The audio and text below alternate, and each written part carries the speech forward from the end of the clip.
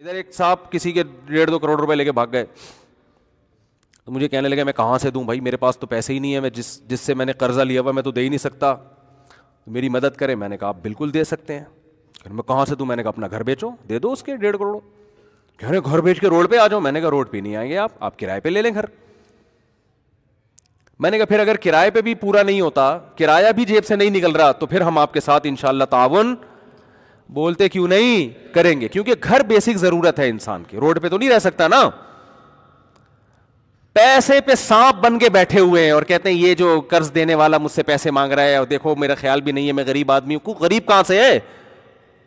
240 گھر کا 200 گز کا گھر لے کے بیٹھا ہوا ہے, 3 اسٹوریاں بنی ہوئی ہیں اس کے اوپر, بیچ بھائی اس کو. تو کہہ رہے نہیں یہ میں کہاں جاؤں گا, یہ آپ کا ہیڈک نہیں ہے, یہ اس کا ہیڈک نہیں ہے جس نے آپ کو پیسے دیے کہ آپ کہاں جائیں گے. اس کے 1.5 کروڑ حلال کر دیے جو آپ پر حرام تھے, اس کو نصیحتیں کی جا رہی ہیں.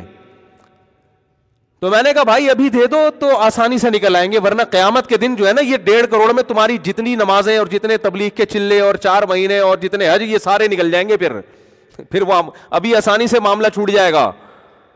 نبی صلی اللہ علیہ وسلم تو جنازہ نہیں پڑھاتے تھے جو کسی کے پیسے لے کے دنیا سے چلا جاتا تھا کہ قرض ہے اس کے اوپر.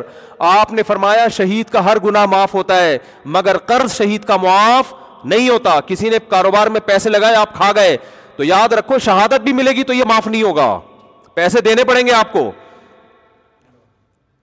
ایسے کسی کا مال اتنے نمازی یہ کام کر رہے ہیں, کسی کا مال کھانا اتنا آسان کام بن چکا ہے کہ نمازیوں میں یہ کام ہو رہا ہے, کیونکہ وہ نماز کی اہمیت تو جانتے ہیں, مال کھانا کتنا بڑا جرم ہے اس کا ان کو پتا نہیں ہے.